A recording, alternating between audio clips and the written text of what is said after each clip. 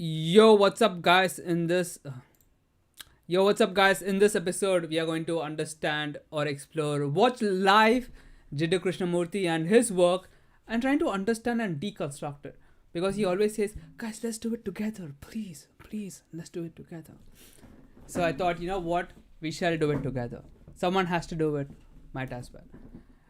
Last, if you have noticed, last time I also made a stream, but this time there's an option where I can make clips. So let's see how well that goes. All right. So let's start with what is the quality of religious mind? And that's a very interesting word, quality, because it doesn't mean the conventional sense. It is kind of pointing to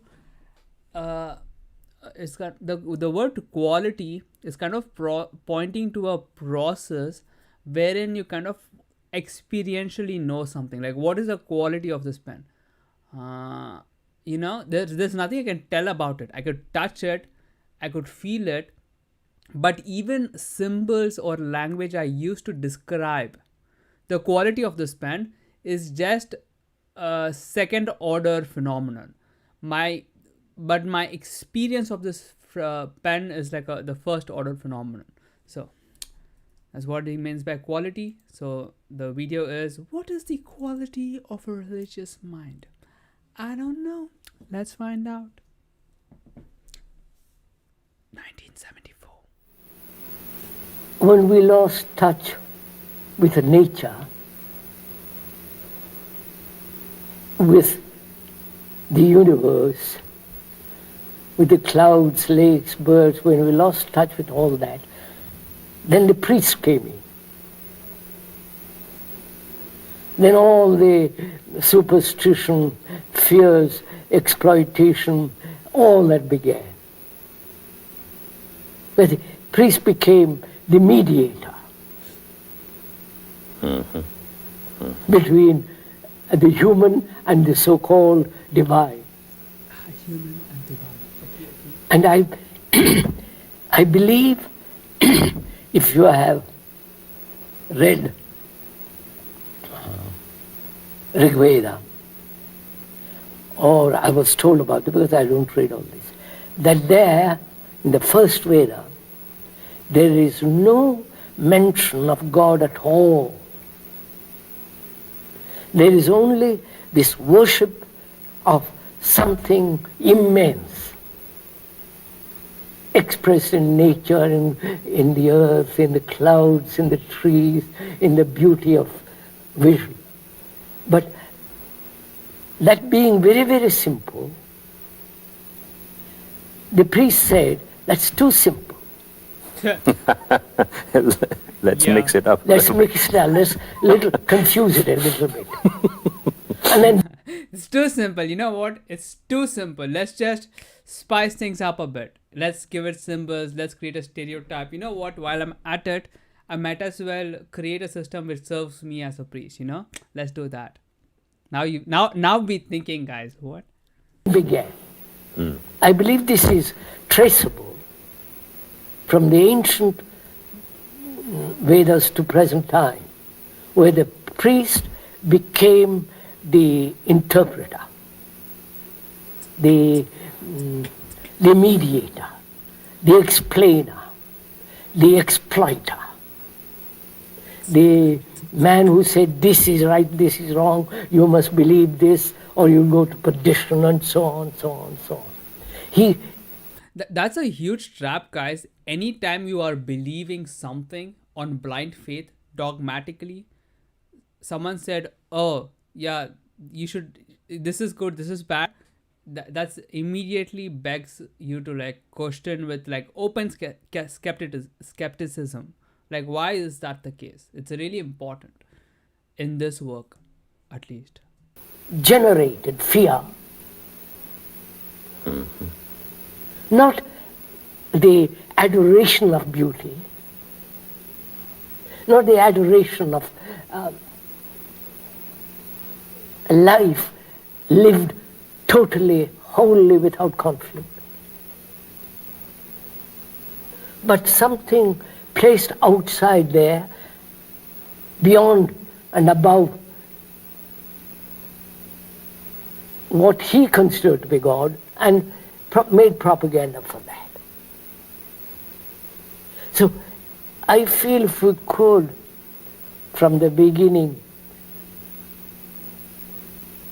use the word religion in the simplest way, that is, the gathering of all energy so that there is total attention. And in that... So here, the word attention, I made an entire video in my previous Jiddu Krishnamurti video, By attention, what he means is this. This word is really important. Attention actually means this present moment without any dualities. If you remove all dualities, all preference to something else, and just prefer this whole moment as is, he's calling that attention. So just so that we are clear. Quality of attention. Quality of... Now, so there's attention, all right, which is the isness of this moment, without preferring something else, It's like, oh, if this had like a Mercedes Benz, then I prefer this moment. No, not like that.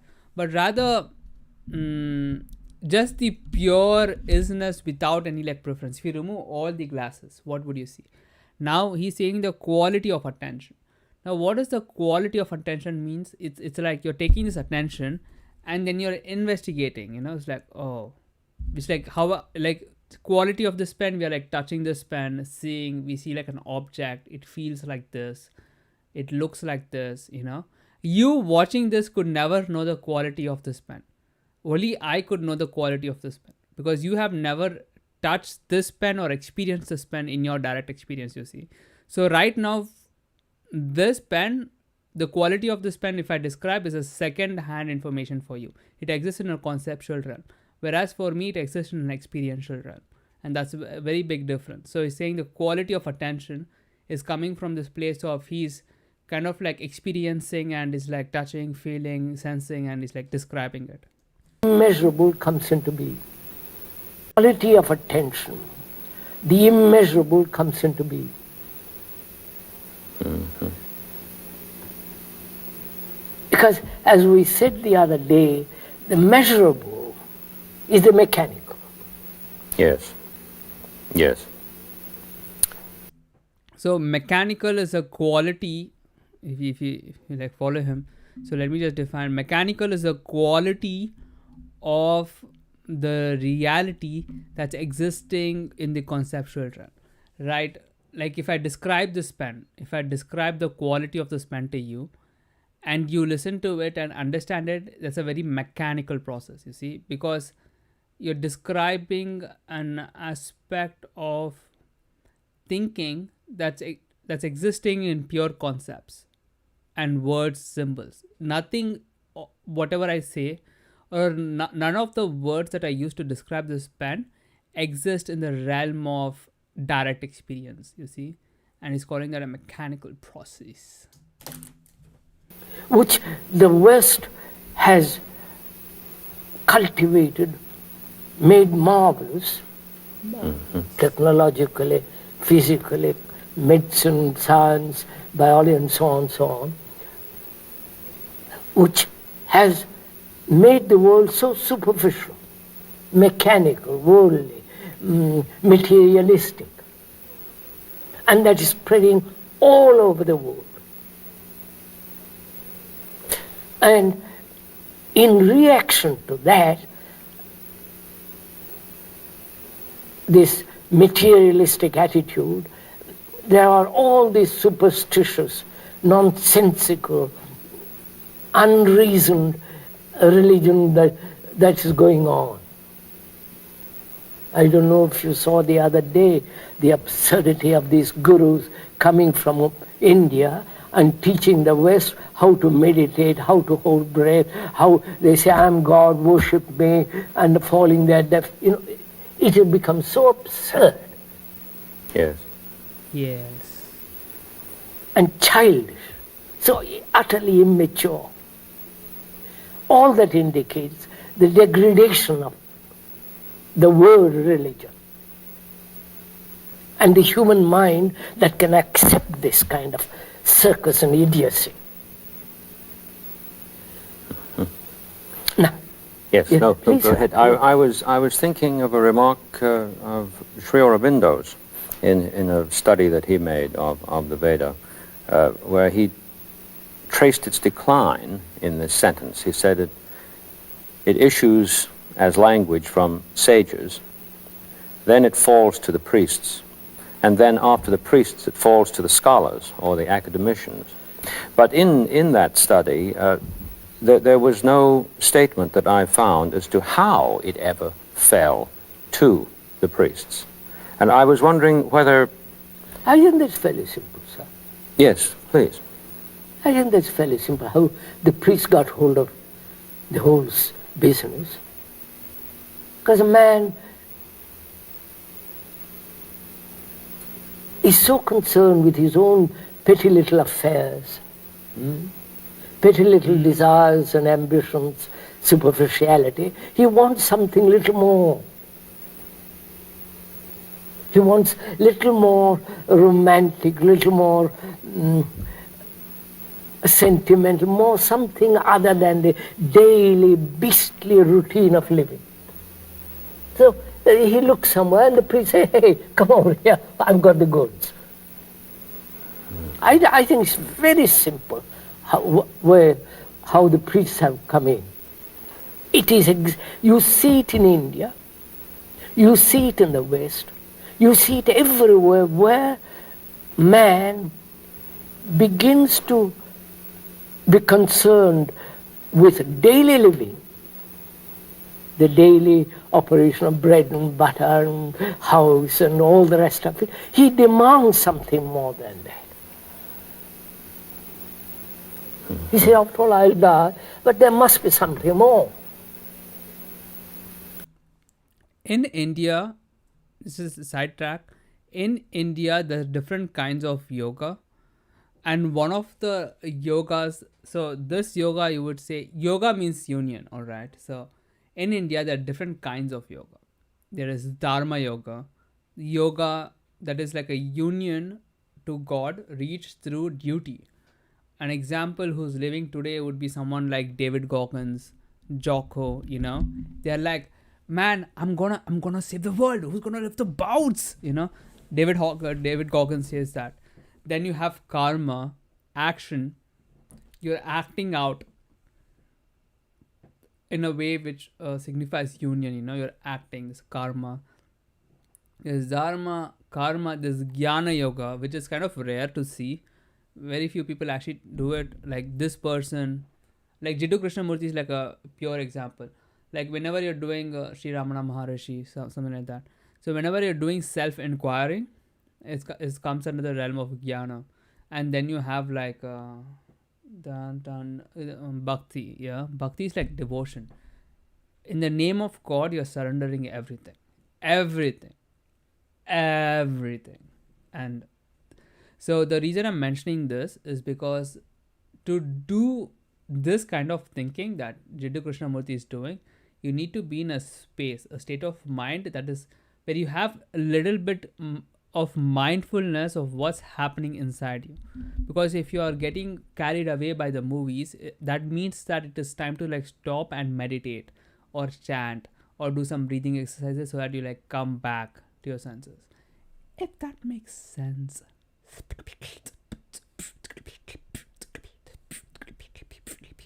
So fundamentally, it's a matter of securing for himself some heavenly grace. Some heavenly grace that will preserve him against falling into this mournful round of coming to be and passing away. Yes. Thinking of the past on the one hand, anticipating the future on the other. You're saying he falls out of the present now. Yes, that's right. I understand. So if we could keep to that meaning of that word, religion. So what he just said here is basically at some point the priest went, you know what, I'm bored with this experience, but there is some other experience which I think would make this experience better or is better than this experience, right? So there is some experience. So if I had more money, or if people thought I was God, if I had like sense of self-worth, that is like better than this moment. So I want that. And there's like a seeking, you see. Now we are stuck, what he calls the past or the future. Then from there, the question arises, can the mind be so attentive in the total sense that the unnameable comes into being? You see, personally, I've never read any of these things, Vedas, Bhagavad Gita, Upanishads, all the rest of it, or any philosophy. But I questioned everything. Yes. Yes. Not questioned only, but observed. And one sees the absolute necessity of a mind that's completely quiet. Mm-hmm. Because it's only out of quietness you perceive what is happening. If I'm chattering, I won't listen to you. If my mind is constantly rattling away, what you're saying, I won't pay attention. To pay attention means to be quiet. There have been some priests, apparently, who usually ended up in a great deal of trouble for it. There have been some priests who had, it seems, a grasp of this. I was thinking of Meister Eckhart's remark that, Man, I wish I had my editing software. There's something called denoise. So if I just slap that on this video, all this noise that you're hearing will just vanish. It's like magic. I don't think I can like do it live. But if I could do that live, man, it would be great. whoever is able to read the book of nature doesn't need any scriptures at all. At all, that's just it. Of course, he ended up in very great trouble. Yes, he had a bad time toward the end of his life, and after he died, the church denounced him. Of course. I mean, organized belief as church and all the rest of it is too obvious. There is no, it isn't subtle, it hasn't got the quality of real depth and real spirituality. You know what it is. Yes, I do. So, I'm asking, what is the quality of a mind, and therefore heart and brain, what is the quality of a mind that can perceive something beyond the measurement of thought? Mm-hmm. What is the quality of a mind? So you see this gesture that he's doing. What is the quality of the mind? See, he's literally like trying to like feel that. You see, he's trying to like what is the quality of this pen? I wish this guy was alive. I would ask him. If I have to say what is the quality of this pen, and probably this guy would like touch and feel it. That's what I'm assuming. Like quality. It's all experiential information. You see, the quality of something is it's a very experiential information. I'm gonna hammer this home. Hammer it home. Because that quality is the religious mind.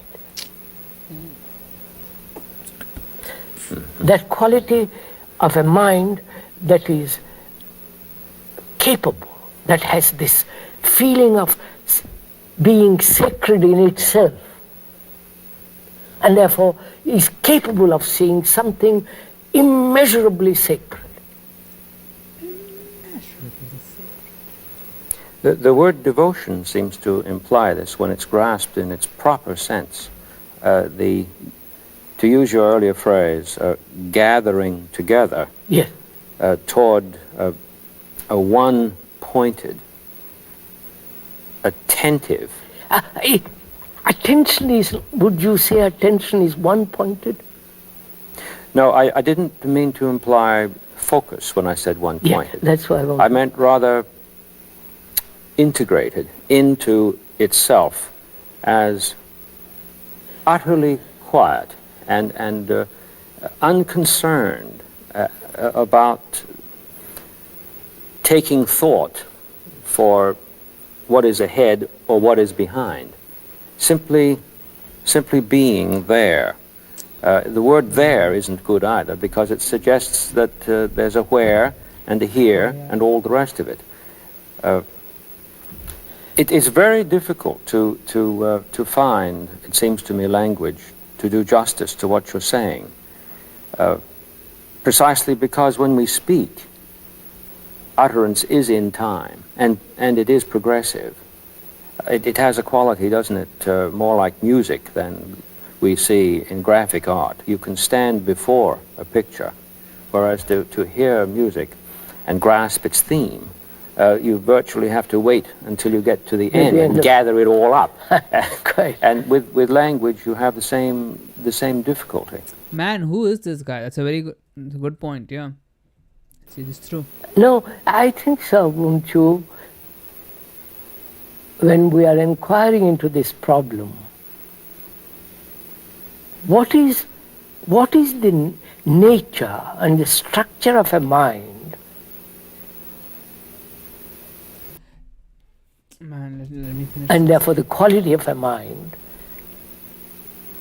that is not only sacred and holy in itself, but is capable of seeing something immense.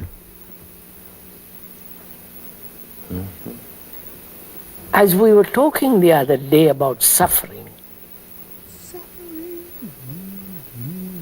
personal and the sorrow of the world. I can't believe he just, maybe it's just me, because I read so much, I can't believe he just figured it all out solo. You know, it's like, but he questioned everything and he was like, you know what, I got it. It isn't that we must suffer. Suffering is there. Buddha's first noble truth is that life is suffering, which is interesting that he's saying it. A human being has a dreadful time with it, and there is suffering of the world. And it isn't that one must go through it, but as it is there, one must understand it and go beyond it. And that's one of the qualities of a religious mind, in the sense we are using that word, that is incapable of suffering. Incapable of suffering. His laughing is like, yeah, I just said something profound, man. Did you get it? It has gone beyond it. Which doesn't mean that it becomes callous. On the contrary, it is a passionate mind. Nice video. Good video. Good video. That was a good video. But the noise is just too much. Let me just check something really quick. So let's talk about conditioning. Dangers of conditioning. You know what? Actually, there is another video on fear. It's really good, which I didn't dissect before. The ending of fear, the quality of attention. We have many fears.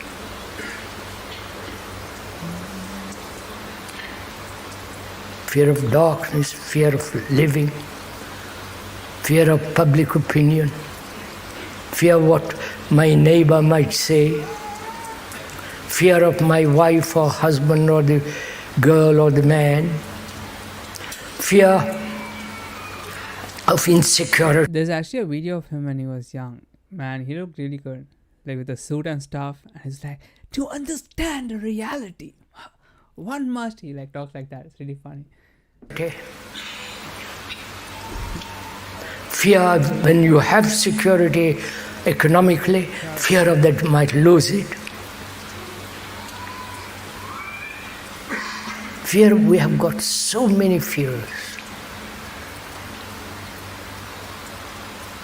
Why haven't we solved these fears?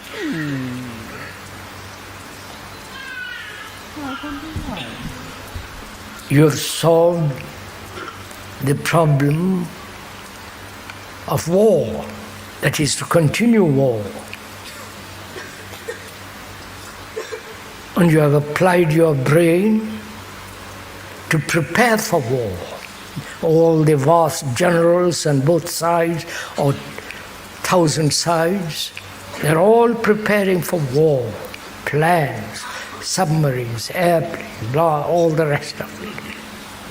They've exercised their brain to produce all that. And why hasn't that same brain apply to this enormous sense of fear man has from the beginning of days? Why? Which means, why have you, the speaker, have not gone into this question seriously, as you do go very seriously when you are hungry, when you are ambitious, when you want more money? My God, this guy's coming after us, man. Holy. So, I think the question he's trying to highlight in this clip is the fact that why are we facing fear in the first place?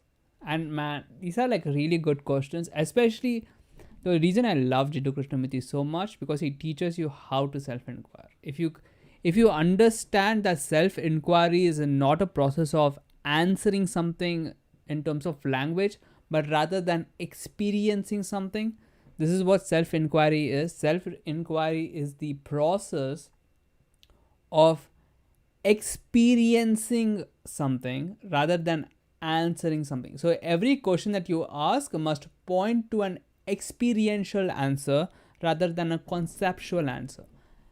In your inner world, you see, like for example, what is a thought? If I ask, what is a thought? If I answer it something like, oh, this is a neuron going pew pew and like this electric impulses, blah blah blah, whatever, right? See, that's a conceptual answer. It exists in theory. You can never actually verify that in your direct experience. But if you like close within, and when a thought arises and you notice it, be mindful of it, and experientially kind of like feel it, look at it, watch it, and kind of taste it, smell it, do whatever you want, and you get some input, some data, right? Now that's what a thought is. That's something you can never communicate. You can always point to what a thought is, but you can never communicate an experience. Like if I point to a moon, I can always point to the moon, but I can never communicate the experience, the exact experience of looking at a moon in the night sky. So it's a very good question. You work at it. Why have we not gone into this question of fear? The psychologists, the therapeutists have explained the causes of it in different ways. If we could put aside all what they have said. Why is that? See, he brings this point. Why is that? Because all the answers that these people give kind of satisfies an conceptual curiosity. However, they are something you can never actually verify in your direct experience. And the kind of skepticism that he brings is not a skepticism of like answering something theoretically. It's about answering something experientially. So that's what he tries to like go beyond, you see, and that's what he's trying to point. So let's keep watching further. Because after all, it's all what they have said may be merely verbal. They might be as scared as you. Probably they are. I met several of them. I know they are scared like you about something or other. And why have we not solved this question? And is it possible to end fear? We're going to go into that. Apply not only your feet. See, whenever he's doing this and he's saying apply, he's trying to like grab it, feel that experience viscerally, and kind of like see the quality of it, you know. He like does this, that's what he's doing. Feelings, your emotions and your brain to work at this. My God, dude, coming at us. Not escape from it. Not try to rationalize it. Why should we not rationalize it? Because rationalizing exists in a conceptual realm. There's nothing about rationalizing something. You cannot verify rational thoughts. It makes sense in a conceptual framework, but you can never actually verify and validate for yourself in your direct experience, you see. But to see why we are incapable or allowed ourselves to become incapable.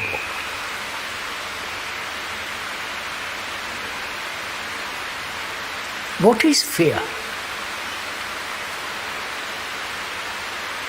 And you know, when there is fear, the nature of it, how it throbs. Notice the word he's using here, how it throbs. You know, when we use the word throbbing, we don't usually associate with fear, we associate it with something else, you know. But notice how he's describing fear. It's like, notice the nature of it, how it throbs. Came out weird, but you know, you feel me, right? How your physical, the organism shrinks. How your brain becomes addled, almost paralyzed. Don't you know all this? Am I describing something abnormal? Waiting. So every time he does this, guys, take it in your head, this is the checkpoint, you see. Before it was like a first argument that you have to directly verify for yourself. Can you notice the nature of the fear? So at this point, you kind of like notice when fear comes up, notice the sensation, feel it. Where is it in your body? Is it in your chest, stomach? What kind of sensation is it? Is it a piercing sensation, or is it a pulsating sensation, or is it kind of like a radiating, you know? Where exactly is the eye of the fear? And what is the quality of it? Does it feel like pins piercing you? Is it in your chest, your throat, in your back, in your stomach? Chest, throat, stomach is the one usually most people have it. And you sit with it.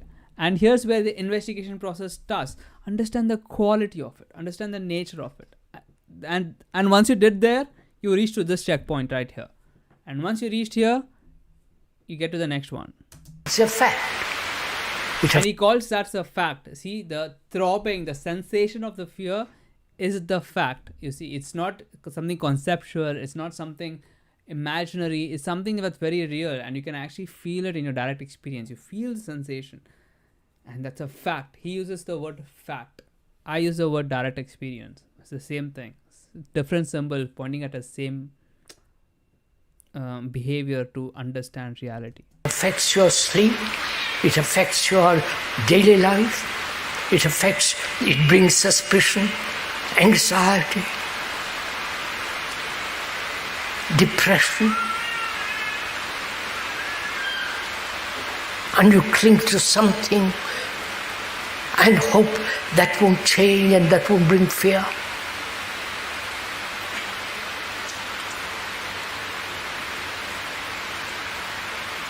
Either we deal with the root of fear, or we trim the branches of fear. Right? Right, sir? Which do you want to do? Trim the branches of fear.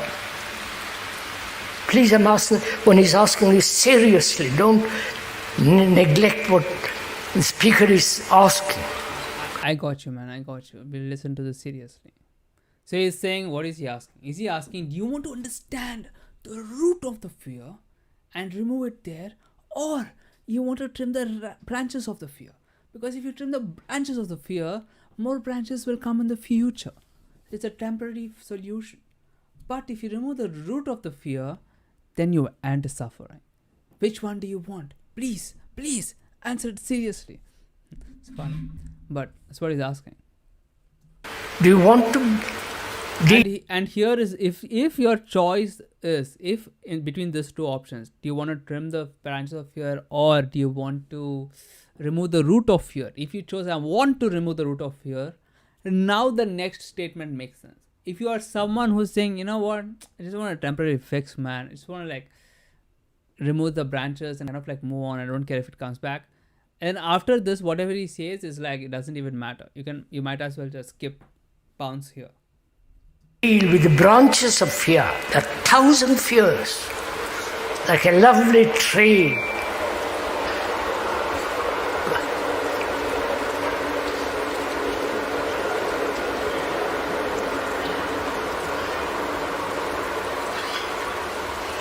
A tree which is the most beautiful thing, one of the most beautiful things on earth. It's got many branches, many leaves. Likewise, fear, which is so ugly, it has also got many branches, many leaves, many expressions. Do you want to deal with that, the expressions, the surface and outside, or do we go together into the root of it? Let's go, man. Personally, the speaker doesn't want to go into trim the branches, which is so futile. See, bruh, you see, he's saying if you choose to remove the root of fear, I finally get what he's doing. What he's doing is actually pretty simple. You just have to like understand it, what he's doing. And I feel understanding is a bit easier if you like read other disciplines like non-duality or something. After this, we shall watch another one that I have never watched before, and he's a non-dual teacher actually. So let's see. Exciting. So let's together find out what is the cause of fear. We know all the I want to know what the cause of fear is, but let me just bring some water. And I need to have a new scene here. New scene. Just done. Just give me 1 second. Be back.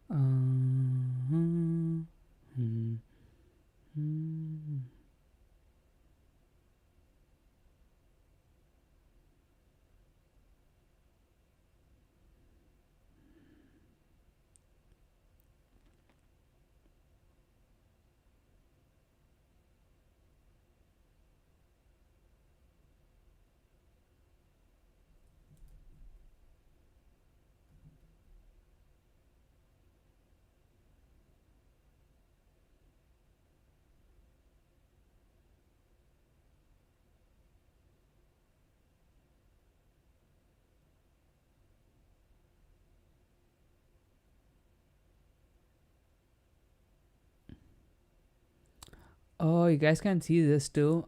I'm dumb. I shouldn't have done this live. Alright, so let's... I'll be back, guys. Just give me 1 moment. Get some water. Whoa.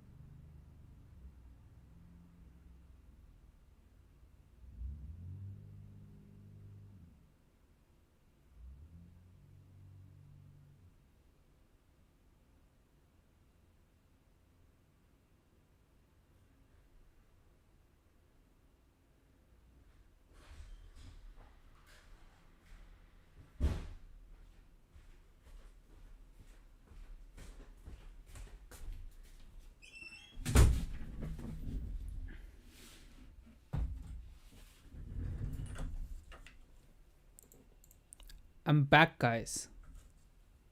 Let's do this. What is fear? Let's deconstruct this step by step, one by one. What is fear? I don't know, man. Enlighten me. Literally. Just find the tab.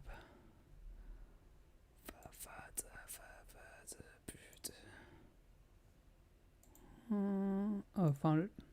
Let's go. What is fear?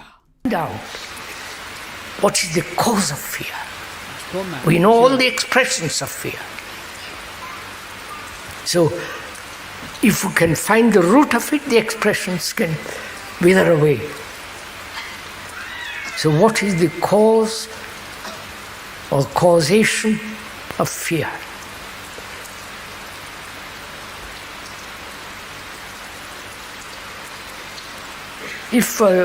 If one asks you that question, what's the cause? Would you answer it? Cause. Or do you expect someone to explain to the cause of it?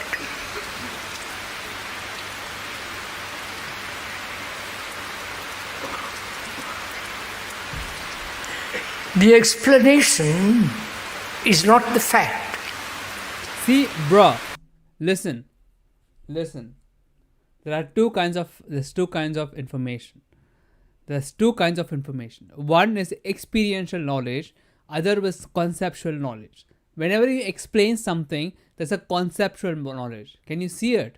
Because there's nothing about the knowledge you can actually experience in your direct experience.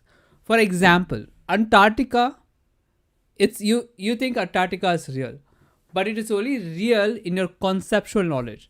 In your experiential knowledge, it is not real. Why? Because you've never actually seen Antarctica, felt Antarctica, saw Antarctica in your own eyes. You only saw like symbols pointing to Antarctica. That's all you have ever seen in your entire life unless you have actually been to Antarctica. Unless you have actually been to Antarctica, you've only seen symbols. You have only seen symbols pointing to this mystical cold Iceland place called Antarctica. You see? That's what he's trying to point at. This is how self-inquiry starts. Right? You may paint a marvelous picture of the mountain. Hung in all the museums of the world. But that picture is not the mountain. The word fear is not fear. Right? Right. But the word fear may evoke fear. So we are not dealing with description, with word, but the depth and the strength of fear. Or what he's saying is the experience of fear. You're not dealing with symbols that's pointing to fear. You're not dealing with the pictures, words, theories about Antarctica. We're actually trying to see Antarctica, feel Antarctica, smell Antarctica, and that's the place we're trying to self-inquire. And we are trying to find out together. Not I explain, you accept, but together. Find out for ourselves. Dude, I love this moment. Every video I watch, he starts begging, please, together. And that's very important. Why? Because experiential knowledge can only be communicated in the act of participation. Like, for example, if I'm pointing at the moon, unless you see the moon as well, and we are both looking at the moon, communication cannot take place, you see. So it's very important that we need to do it together, like he says. So that it is, you discover it. Therefore it's your truth, not somebody else's truth. Mm-hmm. You can't live with someone else's truth. You can only live with truth. So what is the cause of it?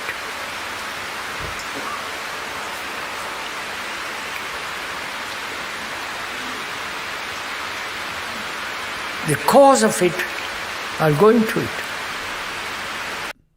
Now he's going to answer the question, but the answer you should recognize exists in the realm of conceptual thing. So he's kind of like giving his conclusion after he went and explored that domain himself. So you should not believe whatever he says dogmatically. He would like probably like hit you or something. I don't know if he saw you doing it. So you're supposed to kind of like discover, investigate for yourself, and you'll kind of notice that you'll reach the same conclusion. Is it thought?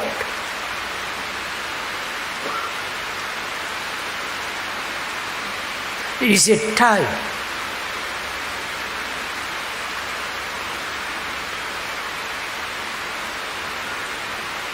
Is it thought? Let's look at it. Look, now he's investigating. So what is the cause of fear? Is it a thought? Is it time? Is it you? Is it me? Okay. If it is a thought, let me actually see what if the thoughts go away, do I still have fear? If I still have fear, if all the thoughts go away, that means that it is not thoughts. You see, this kind of investigation. I am living, one is living now. And thought says I might die tomorrow, or I might lose my job. I have my money in the bank, but the bank may fail. I'm all right with my wife, but she may turn to somebody tomorrow.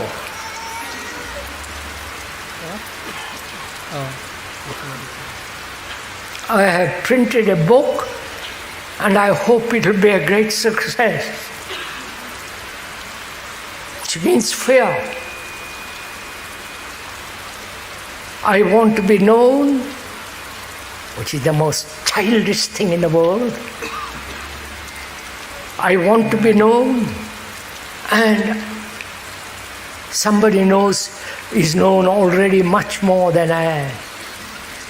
So there is this. So in our 21st century, the example that's more appropriate to our generation is you buy this really expensive yacht as a millionaire, and a billionaire's yacht will like park beside your yacht, you know.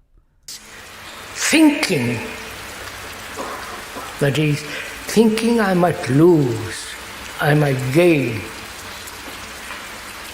I might be lonely. So thinking is one of the factors of fear, right? I'm all right with my friends, with my wife and my children, but I also know, have experienced the sense of desperate loneliness. Don't you know it? A sense of deep, frightening loneliness. And I'm frightened. Have you ever examined what loneliness is, why it has its cause? Don't you know, don't you have this feeling of loneliness? Huh? Am I talking something abnormal, saying something abnormal? Huh? You must all be saints.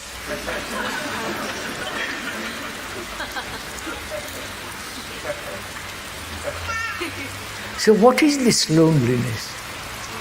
Which causes, you understand, sir? Which causes attachment, holding on to something, however illusory, however false, however meaningless.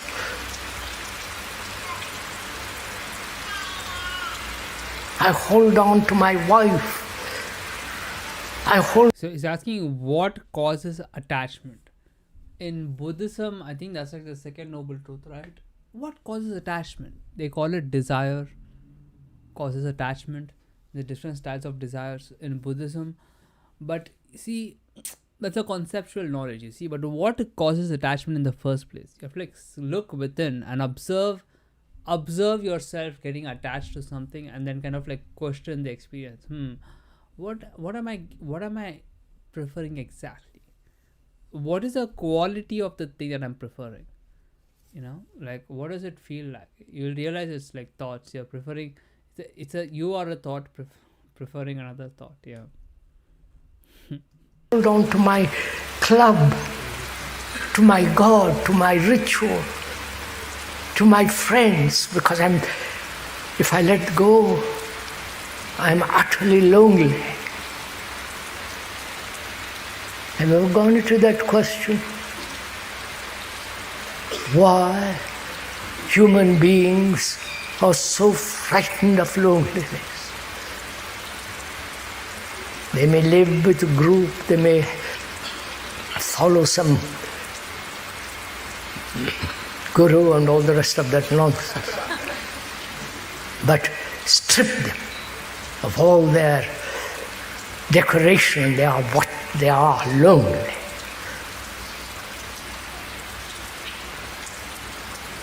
Why?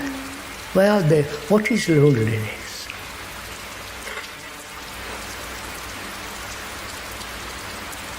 Not to have any relationship with anything, with nature, with another, with the friend or woman or the man with whom I've lived. All that somehow has withdrawn. I'm left utterly empty, lonely. Why? What is this feeling of utter despair?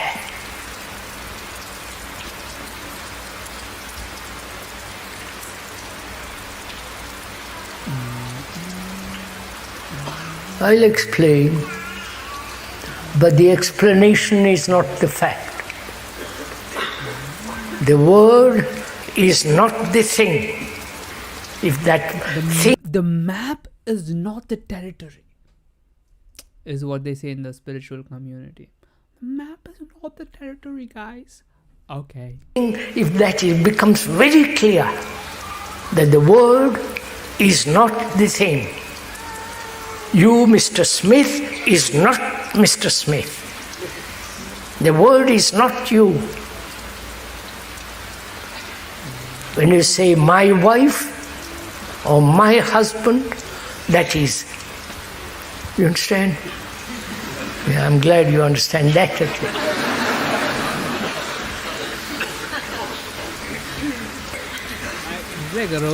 So explanation is not the reality, the truth. So look at it, let's look at it without the word. Without the word, loneliness. Can you do it? To look at that feeling without using the word lonely. Bruh, so this is what he actually means by the quality of your mind. You see, it's like this. Simple. It took me a while to get it as well. So if I told you to look at this pen without using the word pen, it is similar to what he's doing. Yeah. So what you're supposed to do, if I told you to like look at the quality of this pen, what you're supposed to do is not talk about this pen. If I can't put this pen here. I'm like, oh yeah, it looks black. It looks like a thing. No, you like touch it, feel it. There is something here. If you remove all the symbols, you see there is something here. It feels like this, all right, and this too feels a little bit different than this part. So this part feels different than this part. See, none of this information, all of this information is super personal, very personal. You're experiencing something in your direct experience. You look at this, when you look, it gives a different kind of sensation compared to when I do this. You see, visually, this part of reality visually looks a bit different than my surrounding parts of reality. You see, so you're describing it. So that's what this is the kind of investigation you need to do with the idea of loneliness. Or despair, Loneliness comes when all our days are spent in self-centeredness.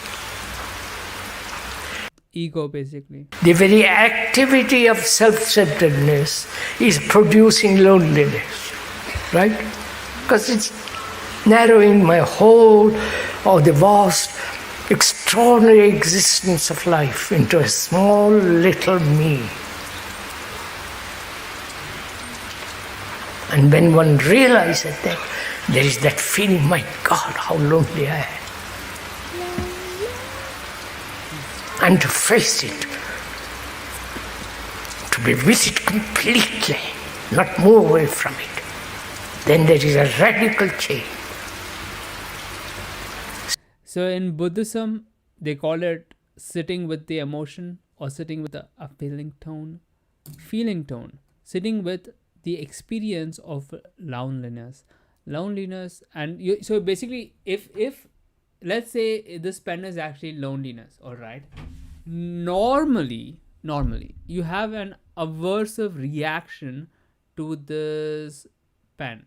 If this was loneliness, you have an aversive reaction to it, like, no man, I want something, a human connection, ice cream, I want something, and I don't want to even look at it. So this is your reaction, right?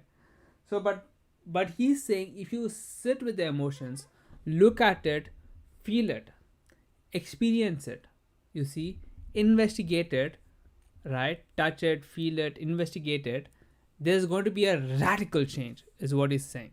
So we must come back to this question of fear. We said thought is one of the causes of fear. Obviously. I am thinking about death because I'm old man or young, or you see some hearse going by with all the flowers, horses, cars. What a civilized country this is. With all the noise of death. And I see thought is one of the causes of death. One of the causes of fear, right? Do you see this? Obvious fact, right? Right, sirs? Yes, please, yes. No. And also, time is a factor of fear. Right? This was hard to understand. I am afraid what might happen. Okay, I can see what you're saying. I am afraid of something I have done. He's saying this time is a factor of fear. Thought I understood, but time I didn't understand, but now I get it. Basically, fear happens when you're attached to the past or future, some moment in past or future, more than this moment, and you're afraid that whatever actions you're doing right now is taking you away from your attached moment. Let's say you have to finish an assignment this today night. You are doing something that is taking you, you're doing something that is not the assignment, obviously. So it's taking you away from this attached reality. And that causes fear, you see. Which others are using as a blackmail, you follow? I'm afraid of that. So time and thought are the root of fear. Time and thought, there is no division between thought and time. Thought is time. Man, right? See, look at how he's smiling because he did a leap here. So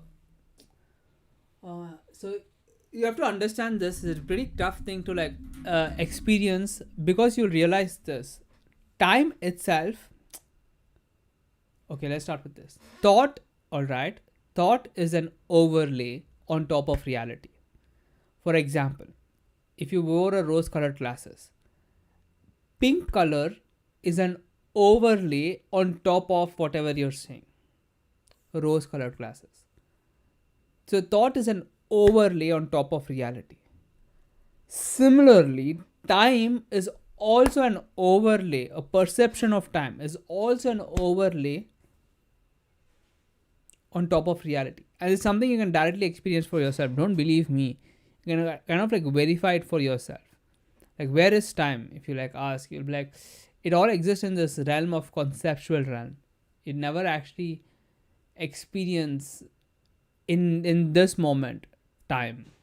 It's always when you look back and when you look forward and then you compare and contrast, only then the concept of time even arises. Right? For example, if we all had amnesia constantly and we couldn't remember the past or future, the concept of time wouldn't exist for us, because we can't compare and contrast with anything in the past or anything in the future. So the concept of time itself is not something inherent to reality, it's rather something we made up. So that's why he's saying time is also an thought. You see, it also exists in this conceptual realm is what he's saying. I caught you, man.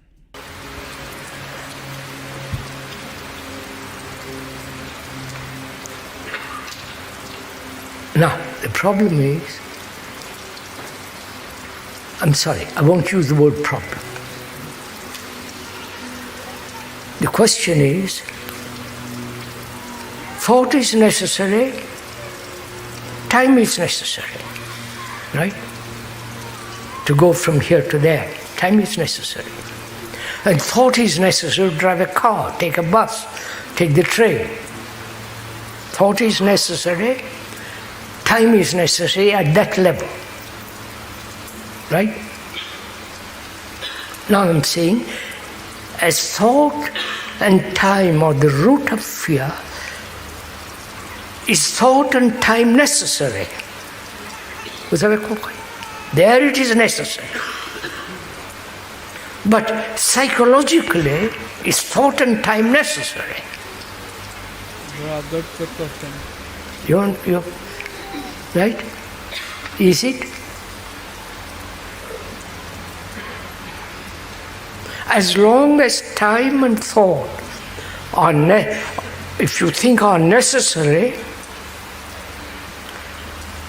in the psychological world, in the world of the self, in the world of psyche, in the world of inside the skin, then you will be perpetually in fear.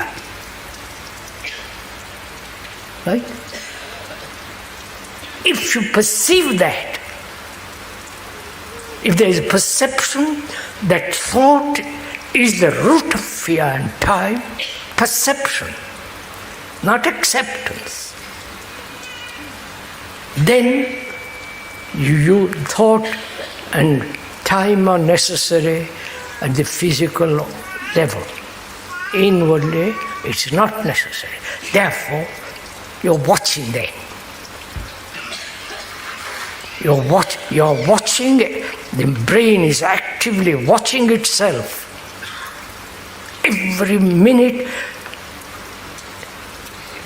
to see that thought and time do not enter into its realm. This requires, you understand, this requires great attention, awareness. So that the brain, which has accumulated fear for centuries, or for one day, that brain sees where it is necessary, where it's not necessary, therefore it's watching, like a hawk. So, watching like a hawk. In other spiritual tradition, they call it being the witness. Become aware, you are the witness. So this is the word they use in the spiritual community. What he's saying here is a synonym of that word. Being the witness. You're watching it like a hawk. Because when you're watching it, you will realize that it's not real. That is the big thing. You will start making the distinction of what is versus what is something you are creating. And once you could make that distinction in your direct experience, you can actually let go. The concept of letting go, surrendering your will to the all that stuff starts making sense. So you're surrendering falsehood to truth. You're seeking what is, and you're seeking what, and you're also like operating in a way like what serves you. So that thought and time doesn't enter into the whole process of living. You see, this is real discipline. This is the learning. As we explained the other day, discipline means, the root meaning of that word is disciple. The disciple is one who learns, who is learning all the time. He never says, I've learned, and stays. So, the brain is watching itself all the time so that it's active, so that there is no time for it to move or to change. You've understood something? It's now 11:45. Must stop. Yeah.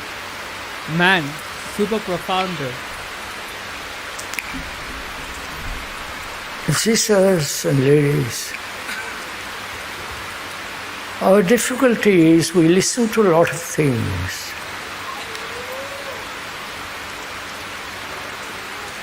We know a great deal. We have searched, asked, read. We have sought the advice of others. We have wandered the earth and find out what it's all about. But we never ask of ourselves. We never demand of ourselves serious, deep questions. We always ask superficial questions. And so we make our life very superficial. But if you ask questions that are demand answer from yourself. Answer experientially, guys. So that you exercise your brain, your feelings, your whole attention is given to that question.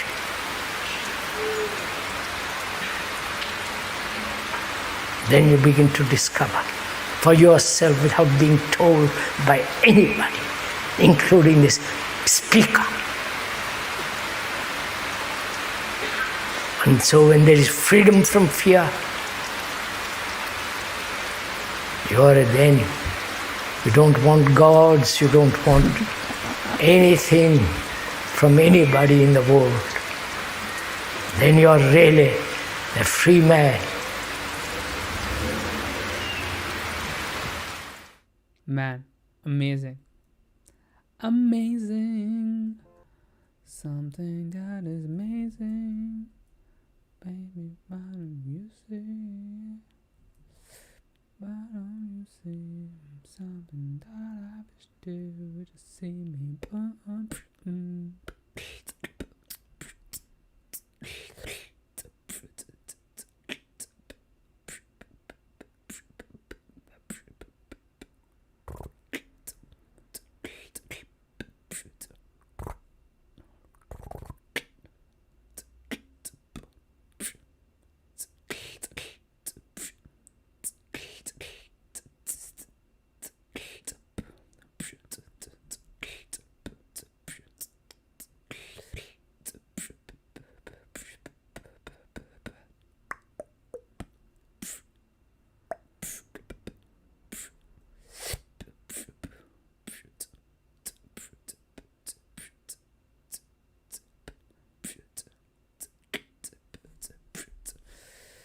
I want to take a small break. I'm going to take a small break. Next, we're going to watch this person. Well, let's take a small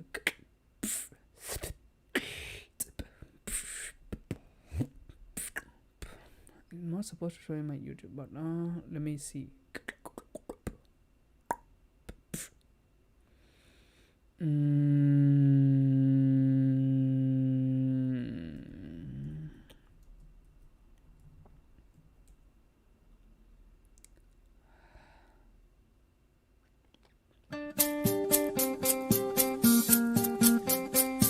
When one speaks of awakening, it means dehypnotization, coming to your senses. But of course, to do that, you have to go out of your mind.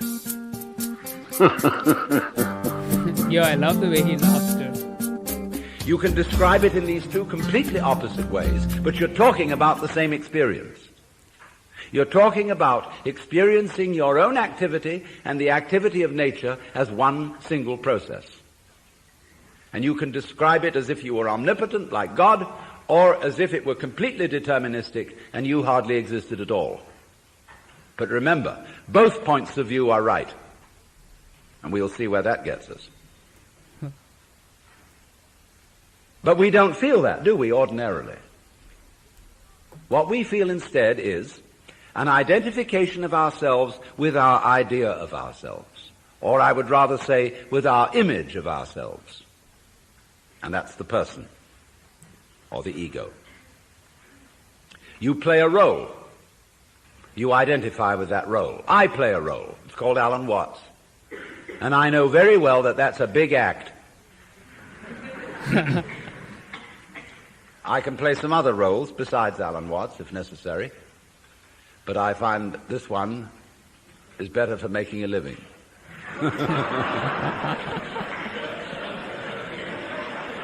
Funny dude. Alright, let's go watch this one.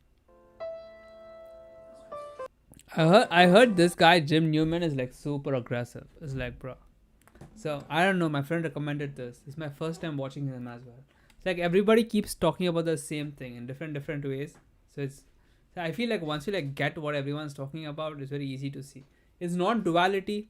So in Jiddu Krishnamurti's thingy, he talks about non-dual awareness as attention is what his, if you want to make the connection there, non-dual awareness.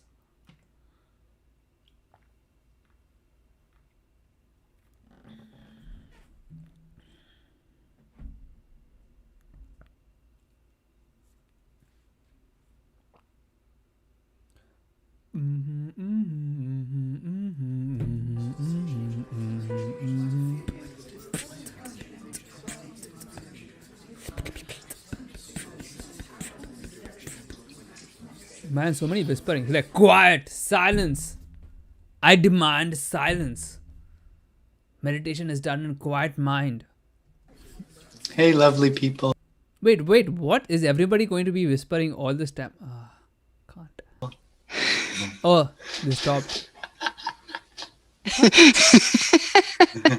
They started it.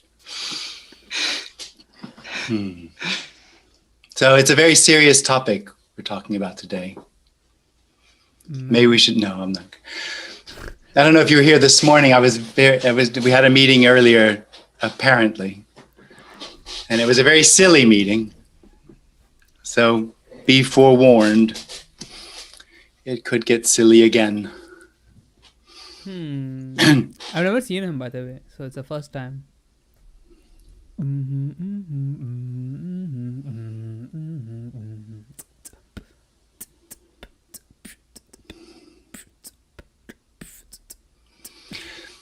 So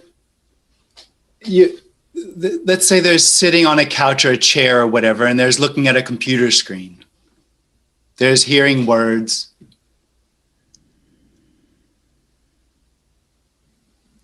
Now,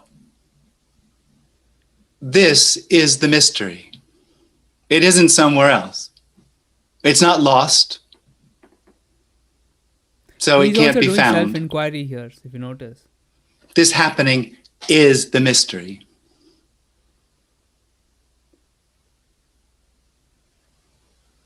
It has no need to be solved, nor can it be solved. I'm back to differ. I'm just kidding, guys. Really, it's the effort to solve the mystery, which is why this meeting is happening. There's an experience, an idea that the mystery is there to be solved, that there is something to be known about who or what is looking and seeing the computer screen. What's the meaning behind looking at the computer screen?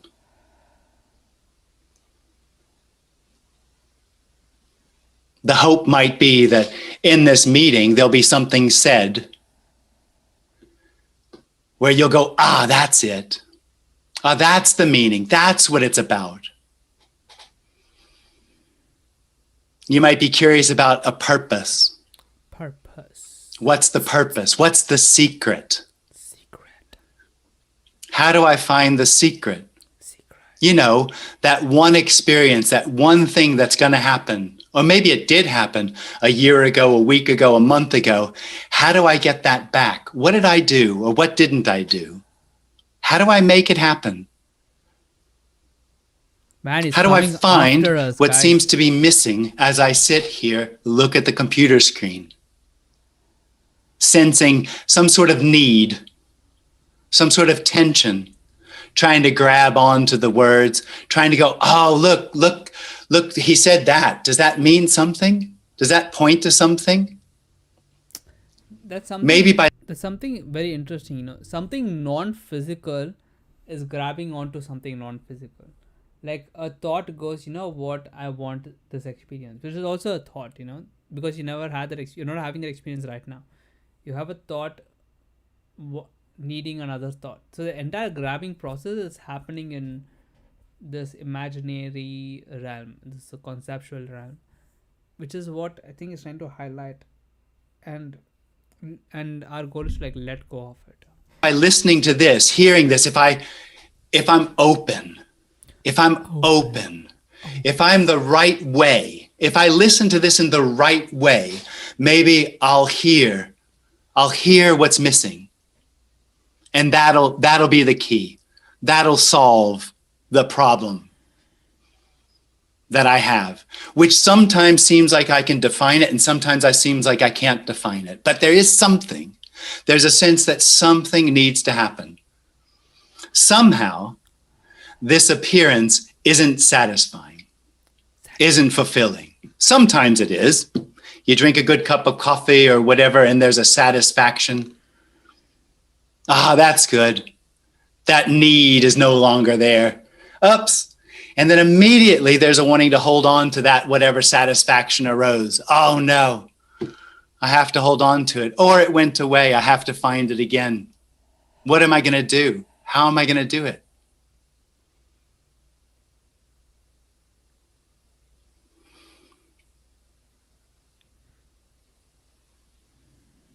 There is no answer. Why am I here, man? Why am I listening to you, man? If there is no answer, I don't get it. I'm just kidding, guys. I'm just playing with you. There's certain questions that come up for that experience that something needs to happen, such as, what is the meaning, purpose of my life? There's no answer to that. What is this about? There's no answer to that. What is life? There's no answer to that. What is death? There's no answer to that. There aren't any answers. You might, now you don't do it, but what might happen is there might be sort of a belief system built up that sort of satisfies those questions so that you have the experience of at least. Man, this guy's going way too deep for now. I can't. But we should do a live stream on him next time. It's very interesting. He's going super direct. It's like, holy. And then it's like making me question a lot of stuff. But that's it for this video, guys. Let me know if you enjoyed it or if you want something a little more. Like, subscribe, and I will see you guys in the next video.